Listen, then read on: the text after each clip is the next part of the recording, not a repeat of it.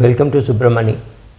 I'm going to talk about, you've seen many videos which I've made for 22-year-olds and 32-year-olds. Today I'm talking about the mid-career people, which means somebody who's in their 40s or maybe even in their 50s, or they somewhere between 40 to 50, typical mid-career. You have finished 20 years of service, you got 20 years to go, and maybe another 30-35 years to go up post-retirement. That's your financial life which is pending.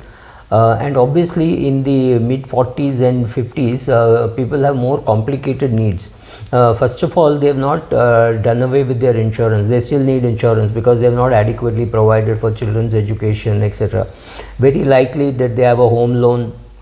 Very likely that their spouse has taken a break, right, to bring up the kids or whatever. So from a double income, no kids, now you're gone to single income, 2 kids, right? So there, a lot of complications could be there at that stage. You're still providing for your children's college education, your own retirement, and very importantly your parents also. Your parents may be demanding very physically and or financially. I'm not getting into that, but the chances are at this stage you are having to do a lot of work over and above your household work, right? You have your house to take care of, you have perhaps your parents' portfolio to take care of, perhaps you have your parents' financial requirements to take care of. Maybe no need financial help, but they may need financial administrative help, right? Into this this is a set of people who have some more goals. You have very pressing work pressure, right? So with all those things, what are all the things that you should do? I'm not talking about the goals that you should have achieved. That I've done a separate video, right, on what you should have achieved, what could have happened, but I'm not getting into that. Maybe I'll get into that also a little bit, but largely what are the things that you should be doing now at your age of let's say 45, for you to have a good career ahead and save enough money, create a corpus for your retirement, children's education, parents' health, looking after all that, right? So what are the things that you should do? First thing, understand that you have to keep yourself relevant. It's very important, because if you have 20 years to go, you cannot say, oh, I don't understand technology, what is this chat GPT, I need not know. To say that, you have to be at least 65 years of age and say, oh, now I don't know. That's fine. After that, you're not trying to make a career, whereas you still have 20 years to go. So first of all, nurture yourself. So when I say look after yourself, I mean maybe take additional training, maybe get an additional degree, I don't know, whatever you have to do. Make sure that you join the gym and look after your health, because there's no point in falling ill and not being able to work for the next 20 years. So take care of your health, take care of your educational qualifications, whatever is needed, some short-term training, company provided, you provide it yourself, whatever, take care of that. Make sure that you remain relevant for the next 15, 20, 30 years, whatever that you want to work. If you're a doctor, you have just started earning, right? So you got to work till 70. So if you're a regular employee, maybe you will work till 65. Maybe you'll work till 60, whatever. For the next 20 years, you have to keep yourself relevant. So nurturing your health, nurturing your education, nurturing your training, do your PR. Make sure a lot of people in the industry know you, apart from those whom you know. Try to reach out, be up to date with your CV on LinkedIn. Make sure that you're talking to people.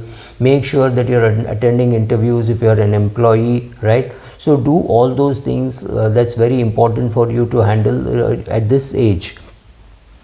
You have conflicting goals, make sure that the conflicting goals are handled very well. For example, if you have a parent who's got some major illness, and you have to provide for that, you have to provide for your daughter's education, you have to provide for your own retirement, right? It has to be a very difficult balancing exercise that you do. If it is appropriate that your wife should be working, make sure that she works. Don't give discounts and say, oh yeah, we need to look after the kid. Yes, all that is important, but if you have overstretched your goals for whatever reasons, your spouse should also be working. I'm little against a spouse taking a break for whatever reasons, because suddenly at 50, if you can't work or your husband can't work, depending on who's watching, which means that 10 years which you thought you'll be the best period to earn money, that is lost on your families, right? So you cannot afford to give up. Women should not give up their career halfway for whatever reasons. It all sounds very convenient. Make sure you hire help, whatever. I know I'm going to get brickbats, but I'm willing to live with that. Make sure that both of you are contributing, or you learn to live on one salary, learn to live in a smaller house. Don't take vacations abroad. I'm saying don't try to say I want both. It's not going to happen. You want your foreign vacations, they're expensive, and you want your wife not to work, which means you have to be extremely well earning, which will cause a lot of stress, which could lead to stroke, right? So all these things could happen. You have to balance everything at this age. You don't have these pressures at 32, and if you're pulled on till 65, well, most of your things have been taken care of.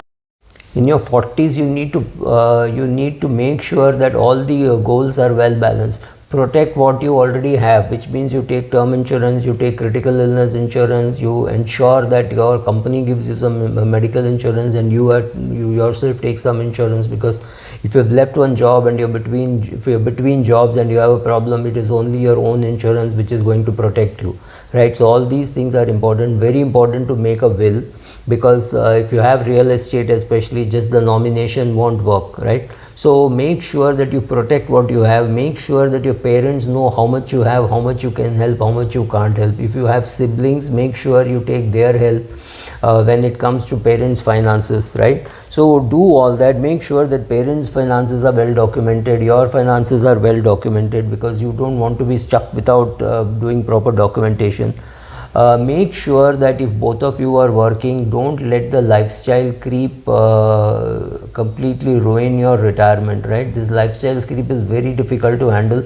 Once you get used to buying a phone for 1 lakh of rupees or 1,25,000, then your wife wants one, your child wants one, so there are 4 phones in the house, or that 1 lakh rupee phone, right? So this gets expensive. Every lifestyle creep thing gets expensive. A bigger car, a second car for the kids, right? All these things get expensive. So make sure that your retirement plan is in place, retirement money is in place, and then you get your lifestyle creep. Yeah, whatever it is, whether it is buying gadgets or whether it is taking expensive expensive vacations, right? So whatever it is, all those things have to be taken care of. If you get some gift from somewhere, some uncle died and gives you money, make sure that your retirement is adequately funded, right? So I'm not trying to sell you a product, but I'm just trying to tell you that 40 years, if you are in retirement and you're not working enough, I think most of us will find something to do, some money to be made in your 60s, if not in your 70s. But be ready for not being able to earn money, but having to spend money, right? This is a time when maybe you start reducing some risk, take some money off equity, put it in debt. Maybe if your daughter is 18 years of age and you want to pay for her post graduation, which could be maybe after 22, 23, 22 maybe, and you want to make sure that you've withdrawn that money, kept it in debt funds, kept it in the bank deposit. Today, taxation wise, both are same, doesn't really matter. So keep some portion in debt funds, keep some portion in equity funds, because that could be a kicker. Make sure that you're adequately providing for both your children's education. If you have home loans to be repaid, make sure you repay that.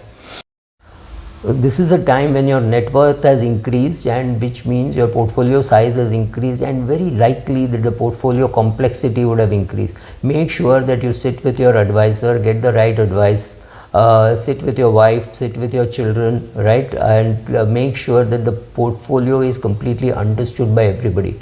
Most of us create a complex portfolio because we do it ourselves. We don't involve our families. And then at some stage, if you are not there, the family is going to curse you for having a complex portfolio. Do not have a complex portfolio unless your spouse and children are involved in it. Your spouse is not interested, that's fine. At least maybe your daughter is interested, maybe she's doing her MBA in finance, maybe she's doing her CA, maybe she's doing engineering, doesn't matter. Make sure that she understands what you're doing. If it's a son, make sure he understands what you're doing. There are some risks that if your family knows how much wealth you have, they may overspend. I've seen both cases of children being very responsible and children being very irresponsible. That's a call that you have to take, but involve your children. Make sure that they understand what they are doing. Make sure the documentation is in place. Make sure that your name is right in all the investments. These are all things which you have to attend to in your 40s and 50s. Don't ignore any of these things. All these things are important. I may have repeated some of those things, but yeah, but things like making a will and keeping the documentation perfect, I cannot say it more often, right? I don't mind saying it 10,000 times if people have to hear it. Thank you.